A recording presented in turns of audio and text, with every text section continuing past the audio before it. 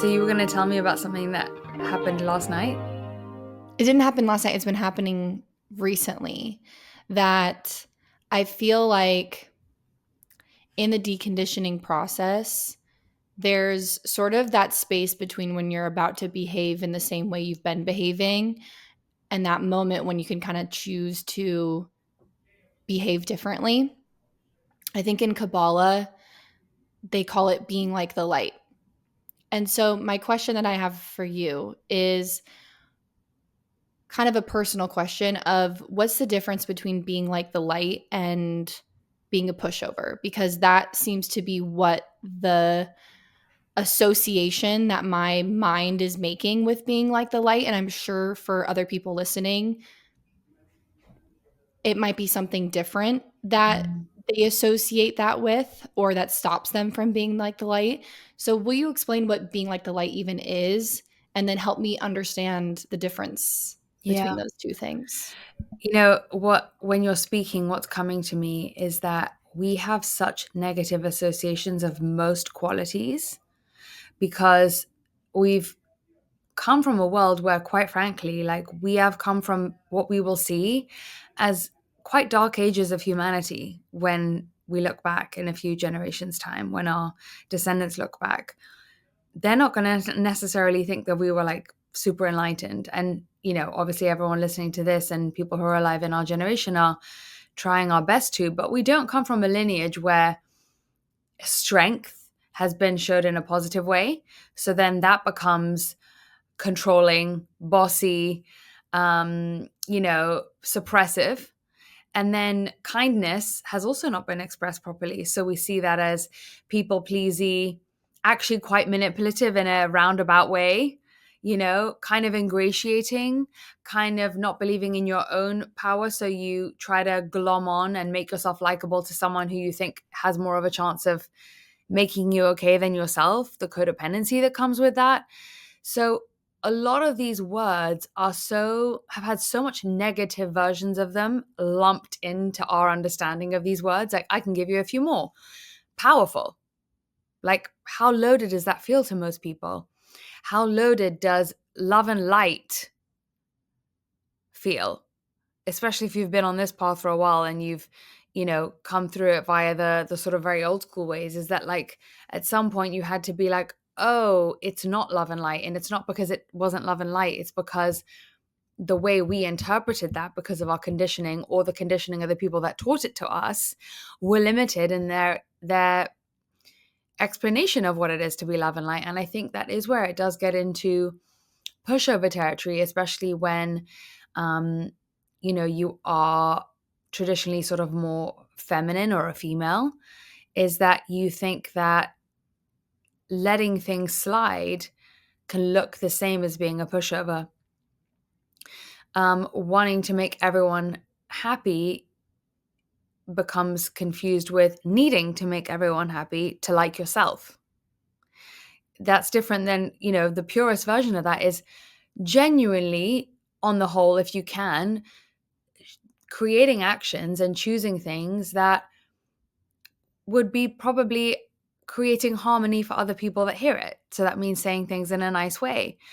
But so many of the times, because we have these negative architectures of these words in our minds, we think that strength and being like the light is two different things. Being soft and being strong are two different things. Being, fiery and feminine are two different things.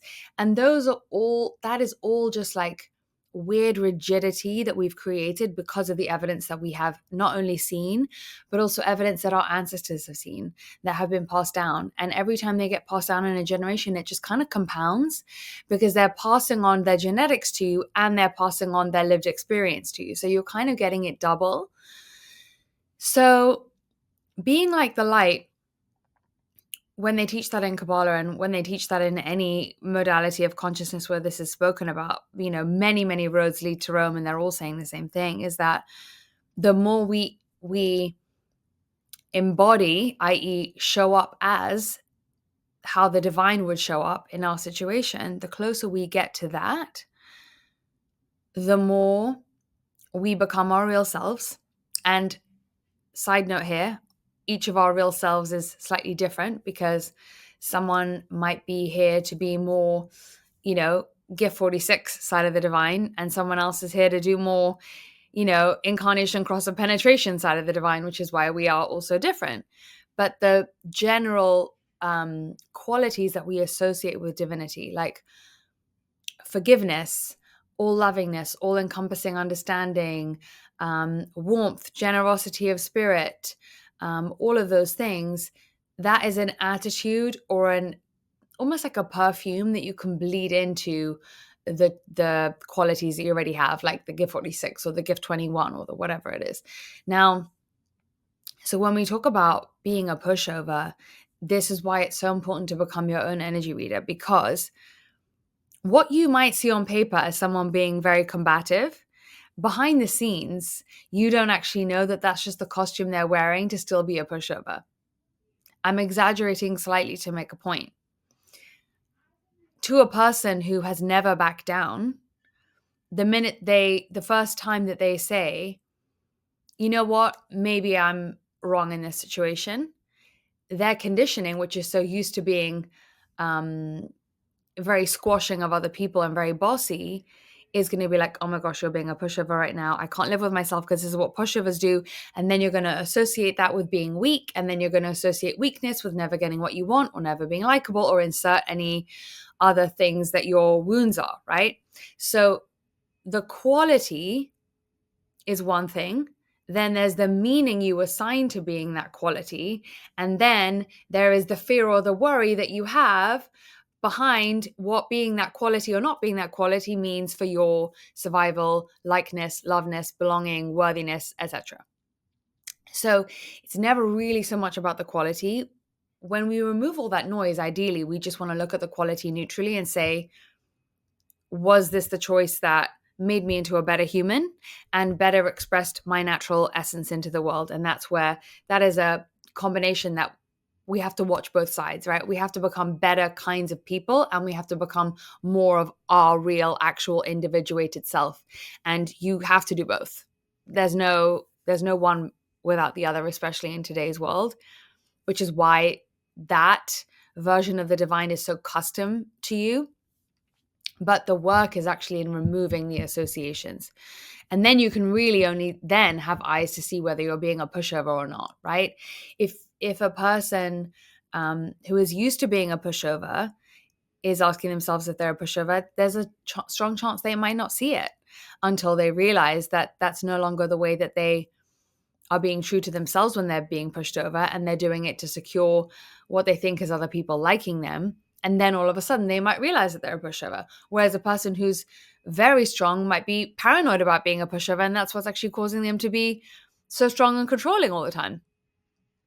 And I really want to insert here, one of the key things inside the app is in the tools section, there is an audio called Accept Your Humanness. Because the goal when you're hearing this conversation is not for you to say, and not for you to listen and say, I'm just going to listen to all of this with the sole purpose of telling myself that I don't have either one of these extremes. Because in some way, on some vector of human behavior, we have an extreme, a place where we skew kind of extra left or extra right, right? So if it's not people pleasingness, can you hear this conversation and insert, is being like the light being too generous, right? Is it being too giving? Is it being too thinking that you have all the answers, right? That's not being like the light. The point being that you can misuse any of these qualities that we know to be true, but you know the feeling of when you've been like the light.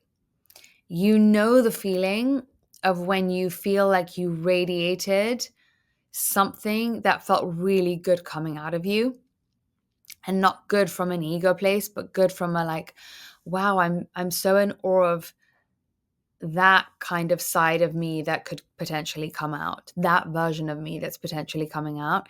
And you don't even need to know what it is that you're doing sometimes when you don't feel that way. You just need to use it as evidence that your soul knows that there is a better way that you could show up. So often where we will misunderstand what being like the light is where we have the most conditioning, where we have the most time spent in showing up with our persona through some kind of way, like um, if you have rolled over too much or if you have controlled too much, then that's where you would not be able to see clearly that being like the light is being forgiving. Sometimes you need to be forgiving of self. And there are other times when you need to not be forgiving. There are other times when you need to not be so kind to people. It doesn't mean you have to be unkind or ever take away their dignity, but there are times when you can very strongly say to people, this is not okay. And if that's new for you, there will be times, by the way, while you will get that wrong and you'll swing it too far and you might catch yourself being unkind, and you have to be okay with that as well because you've never tried it on for size before. So we all have these misunderstandings of when we try to describe the creator, but we know what it feels like to act like the creator. That's the difference. And if you try to come at this with the mind, you are just going to get caught up in a like, but what does it exactly mean? And someone tell me what this means. And that's not the whole goal here. I'm thinking of actually something that people have messaged me a lot about, which is about certainty, because the light is certain. And we talk about certainty, and Kabbalah talks about certainty. People have heard it a lot now. It's sort of in the waters. And people are saying, well, how can I be certain? How did you practice certainty? Because I talked about the fact that there was one year where I only worked on my certainty for an entire year and didn't think about really doing any other spiritual work, because the Rav Berg, who opened up the Kabbalah Center for so many people to now study, like it's because of him. One of the things he said was like, if you work on one thing and just focus on that one thing, you'll get better results. So I worked on my certainty for a year, and people are like, how does certainty work with living in the unknown? And so I want to clarify here that the light is certain, but it is not certain about everything. The light is certain in the fact that there is light. The light is certain in the perfection of how this game is built, that everything is here, every challenge is custom, everything is here to grow you. We live in a very intelligent world because it's intelligently built by the creator. It doesn't mean that you are certain that your relationship is going to work out. It doesn't mean that you're certain that you're going to wake up tomorrow and have $1 million in the bank account. That is surface certainty bordering on arrogance, bordering on delusion. So then at what point do we call it certainty, and what point do we call it delusion? What point do we call it kidding ourselves? And that's where only you will know, when your head hits the pillow at night, whether you're doing it from a reactive place or whether you're doing it from a knowing place. And if you don't know, it's probably because that's still an area where there's so much fog, because there has been a denseness of conditioning, that you can acknowledge that you might not be able to see, but trying to understand it from a higher level is the concept. Just reaching to see that differently is the first step to dissolving that, right? Like we always say, awareness is 90% of the work. So by listening to someone else say that you're certain in the presence of a creator, that's really the only certainty we're talking about. Just remembering that, just knowing that, just hearing that helps you dissolve this confusion about what certainty is, which is really just confusion that the ego likes to hold on to keep us stuck, right? So let's go back into this example of people pleasing and being a push. What did you say it was? It was being a pushover? Yeah, like being a pushover, or like, for example, in this specific situation that I'm thinking of right now, where both parties were very almost triggered by our own stuff and butting heads on something, where in that moment I realized like I needed to be the light in that moment. This was a moment for me to soften. We're both lashing out at each other, and I softened and dissolved the situation. But I don't usually soften. Mm, That's difficult for me. Like you were saying earlier on, I am the person that asserts rather than softens. mm-hmm, I thank you for bringing it back to certainty, because I knew in that moment that I was bringing certainty to the situation for us. And that is how I knew I was being the light. But then afterwards, I'm like, wait a second. mm, Shouldn't I, I should get an apology for my side. And did you just roll over and not, you know, do that thing that Mm-hmm. you usually do. Mm. And that's what you're describing actually is being like the light, because what you're describing is an ego death, right? Because right before, once you've killed the ego off and not done what it asked you to do in that moment, it tries to come back the next day and rage at you because it's trying to still hold its grip on us, right? So it's still trying to be like, but hold on, what about the apology? And, that's when you're going to get what you, I want people to know that that's predictable, that it's not just you questioning yourself again. That is how the game works, because that is the process of becoming, is that the second you take action to kill off your ego, which is only once you've killed off your ego, you don't have a chance to be like the light, right? So you might find you're in that same situation with that same person again. And next time you do demand an apology, the next 5 times you don't. Or you might soften every time for all of eternity. We don't know. But what matters is that next time you're going in more clear, because there's no presence of ego that's putting us in, basically enslaved to an automatic pattern that we don't even have the choice of how we act, right? So actually breaking the ego is just that you did the opposite action in this case. It doesn't mean you'll do the opposite action forever. It just means that the opposite action sometimes is needed to bust outside of the confines of what the persona has kept us locked into, right? So even sometimes that, and that's why I even use like a silly example, like if you always lean your on a chair with your left elbow, maybe lean on it with your right elbow, because even those little things feed back to you. Like, I'm slightly a different person in the way that I'm grooved into reality, and these grooves are more undoable than before, right? So small things like me, I've been experimenting with my posture recently and kind of trying to realign it properly. And as a result, I feel more regal and more elegant and more weirdly back to myself.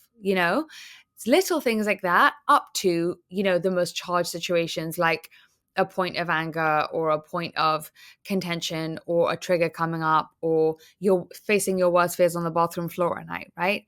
Anything that is outside of what you normally do, at least just means that, okay, if there's presence of ego here and I've always done it this way, the one chance I give myself to get out of the ego is to do the exact opposite than I normally do. And I think that honestly, that is kind of what makes this process perceived as hard, Mm, because it isn't the same behavior that you're supposed to do to be like the light in every situation. Because I'm thinking of another situation where I was incredibly, not with a different person, incredibly strong, incredibly harsh, and incredibly precise. And in that moment, I knew I was being the light. And so it's, we have to kind of know and trust that we actually are intelligent. You always say that we are energy mm, readers, and not get overwhelmed by the fact that the answer is different every single time. yeah. Just knowing that we actually are that intelligent in every moment of knowing when we're being the light and when we're not being the light, right? Absolutely, because harsh is sometimes the kindest thing you can do, especially when it doesn't come with character assassination. We can be direct and clear without character assassinating, without humiliating people, without putting them down, without taking away their dignity, you know?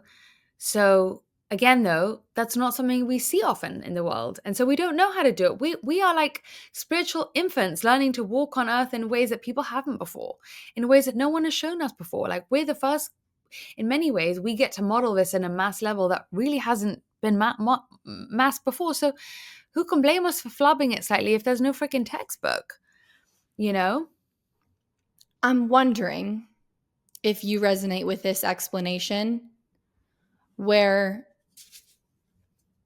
in the moment, the two different, very different reactions that came out of me, it's almost like there was not a give or like, or an extreme give or an extreme receive in either of those moments. It just was. Because sometimes when we are acting out of ego, it's because we're trying to get something from that person, and we got the validation that we were the winner or whatever. Like, there's Mm, this like spillover one way or the other, or they get and mm-hmm, took something from us. Whereas both of these situations, it's almost like this clearing. mm-hmm. Does that resonate with you? And maybe that helps other people be more of an energy reader in those situations. Yeah, I think that's an amazing way of putting it. And I think that's such an easy, tangible way to understand ego is like it's always trying to use a situation to either give to receive to keep itself alive or to literally take to keep itself alive. And both ways it's draining the situation of all the possible light in order to be swallowed and consumed by the ego. Because ego inside us is just trying to eat up the light. That's all it wants to do. It just wants to feed and feed and feed and feed on, even if it's fake light. It just wants to create fake light so that it feels like it's still alive. The way that we start to feed our real light is we starve the ego. And so, like what you're saying is just it felt like it was neutral. And the reason it was neutral is because now you have eyes to see. You can just neutrally see what the best version of you as Taylor in that situation could have done. And maybe someone who is a great listener could have their perfect action to be like the light for them would have been to listen because they have gate 13 or 33 inside their chart, or a gift 16 person could have been like bringing enthusiasm to the situation. We don't know, right? And that's where being like the light is custom to us. And so it's very, very much back to if you're trying to understand what the light is and just trying to get this definition and then you're just telling yourself you need to become that, it isn't that, because it has to be specific to your fractal, your angle of the light. And that's why your design, which is so individuated, shows you what the light looks like when it's shone through your crystal. It's not telling everyone to be the same way. The light would only create one human if it wanted only one version of humanity, right? So it needs the ones who are better at the planning, the ones who take charge more, the ones who don't back down from fights, the ones that do, the ones that back down less, the ones that had to learn to back down, the ones that, and every shade in between, because sometimes a quality is our inherent gift. Sometimes our quality is our, karma to correct. And sometimes our quality is something that we've picked up that was never ours to begin with. And that's where referring back to your design is like, okay, this is what's inherent to you. So everything that's not that is what you can clarify what needs looking at. Because otherwise, if you just question everything that you are, whether it's good or whether it's bad, whether it's like the light or whether it's not, I mean, you and I would be so lost without a map like that, because you would just swim in this current of questioning everything about you because you just want to be what is told is good, and that there's this like fictional standard of good that exists outside of us that if you just contort yourself to become, then you'll be fine. Whereas human design is saying, don't contort yourself, unbecome all of that shit and become the most real, true to you version, and also with the highest consciousness that you can, with that warmth, with that love, with the understanding, with the lack of ego, with the giving, with the desire for, greater harmony and peace and happiness and all of those things that we know is part of everyone's inherent nature. Basically, that's what becoming like the creator is our the best qualities of all that is stands and lives within every human being. This is why we always talk about being your real self, because being your real self is being your version of the light. And how you hear be love and light, which we've associated what specific behaviors are associated with that phrase. And then we're all trying to be that. And it's not. It's actually custom you showing up as you. Mm-hmm. And we've seen, I'm sure everyone knows, everyone who is listening to this podcast, I can guarantee, knows exactly what I mean when I say that when people have heard love and light, we have this like very specific caricature of what the love and light person looks like. And therefore, so many people have unbecome their real selves to look like what they think the love and light thing looks like. And maybe that was initially true to a few people, but now there's a lot more people who are emanating that who aren't that. They're not supposed to be the one who's running around with the scarf around their neck floating in nature, for example. I ran into someone here recently who was someone who was a consumer of human design, and someone who I've we've known each other online for a long time, and she used to be in the healing spaces, and now she's moved to New York and working in consulting, and her face was full of light. So these spiritual phrases, as much as they can be helpful, let's not forget that they can also be conditioning, and that they can also take us out of our real nature. And so if you say, what does love and light look like? This is where we're going wrong. It's even in the asking of that phrase. Looking outside, turning our eyes out to see what we think it looks like on someone else, and then trying to copy paste that, is not that. Love and light is, okay, let me like swim in my energy and become more conscious of how I feel in my vibe, and let me start to clock when I feel like I'm more shining light. When are those moments? When is it easy for me? When is it hard for me? When do I bump up against feeling like anything but those things?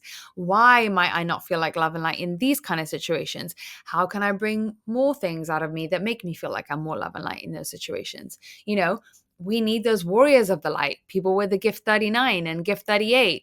You know, they are people who, they're not like, oh, love and light, wishing you that. It's that they stand up for things. They have a resilience. They have a tenacity. They are unafraid. And you know, a lot of people come to me with those gifts and they say they're terrified because that means they're supposed to be like dictators.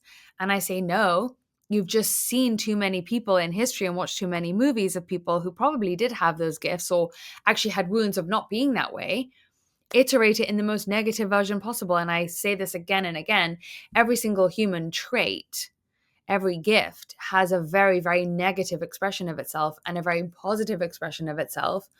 And it can also be on another axis. You can be faking that quality, or you can inherently have that quality.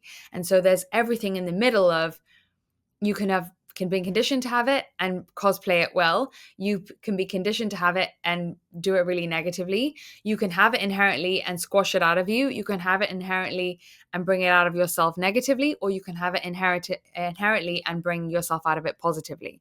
So I know those are a lot of combinations, and that is just how life is. I'm not gonna, where we actually let people down, I feel, is just by telling them to have love and light instead of giving them this type of roadmap to your inner architecture so that you can actually figure this out for yourself, rather than keep on diluting yourself down to be these generic forms of what we think being a good human or a successful human or a worthy human is. Yeah, and I'm an example. I have gift 38. So being that like stand up for things energy that can sometimes be a little bit sharp does come really natural to me. But like you said, there's times where I go overboard with it. That's the tendency that I personally have. But yeah, I I think listening to the gift section in your app in the Mhm. app might be really helpful for people, just through the lens of what does what is the things of the light that I have access to. Mm. And not necessarily we always say this, that, okay, I have gift 38, so I have to make sure that I stand up for things in the moment. Your gifts are things that come out of you without you being consciously trying to pull them out of you. So when I had that moment where I was so precise, cut through clarity, and felt a bit harsh, I wasn't trying to be gift 38 in that moment. I just felt gift 38 coming out of me in that moment. Mm. And I actually, it's so funny because I forgot that you have that gift, and I was thinking of someone else in my life who has it, who sometimes gets it wrong and sometimes gets it right. And when they're not making themselves happy because they're supposed to, like we all are, there's a misuse of that gift, which can be looking for a fight, you know, when you're bored. And I've seen the looking for a fight when you're bored version, but I've also seen the like, my God, she might have just saved someone's life by saying something that came so instinctively to her that everyone else was too scared to say. Like, genuinely might have saved someone's life, and in smaller ways might have realigned people all the time. I mean, that happens all the time. And not like, when we say realign people, we don't mean telling them you need to do this. It's just like, oh, I had to ask to move seats, and I have to trust that that realigns everyone else around me if it came from the right place within me, because maybe that person was then moved to go somewhere else, or that means the air hostess was more free to do something else, or whatever it is, or face a trigger that she needed to face, right? Given an opportunity for growth in herself. We don't know. But when you walk down your proper lane, which is what alignment is, you kind of pull everyone else who comes into contact into the integrity of their lane, because they have to come correct if you're coming correct and you're meeting them in the same moment, like in the moment in time where you guys are in each other's movie. If you're in your integrity and your truest self, it takes two to tango. So the other person doesn't have their persona, doesn't have as much of a hold over their shit if you're not playing with their ego with your own. It takes two egos, they keep themselves alive and they feed each other. If you show up without yours and you're just in total peaceful integrity, that person's ego is going to start to die. And so you're realigning them anyway. So it's about learning to use these gifts in the right way, learning, like you said, when they come out of you and being like, oh, did that come from a healthy place, a non-healthy place? And can you be forgiving of yourself for the times when it doesn't come out in a healthy way? You know, one of mine with Gift 19, one of the big things is codependency. And like I said, the sort of control and manipulation that can happen behind that. And the way that I've been able to dissolve it is to not demonize it or see it as a weakness, but to really search for the innocent and very pure reason why I would have needed, and I do still need, to do that in the first place. And then also to look for the beautiful reasons why the positive versions of that can exist, and to try and be more of those so that I don't feel like I need the negative versions so much, because I create what my ego is wanting and in a more beautiful way so that my ego doesn't even have to control me when I'm being loving rather than trying to always secure love for myself. It's um, two different fixations that you can be in a hold of. So, and actually exiting the game altogether and just saying, you know what, like sometimes people will be able to be loving to you and sometimes they won't. And it's not always a threat to your survival if someone is just distracted or busy or whatever it is. You don't need to enter into relationships where you set up the game that you're always going to play the game of making them need you because your codependency is running the show. Now you can be in relationships where you can see how much you actually enjoy being around that person and what you're receiving from that person, instead of me controlling exactly what I receive from that person, right? It's two different things. So with everything, there are negative expressions of every single gift, and the way that those negative expressions come out is because we are still in lack thinking. And that's why we're not being like the light, because there's still parts of us that live in lack. Being like the light is knowing that lack is not real, because when you become love, when you become generous, when you become abundant, when you become joyful and giving and happy and all those things, the reality that gets created as a result of your being mirrors that. When we focus too much on making the reality that way, then there's always lack, because we're never sure how the reality is going to be.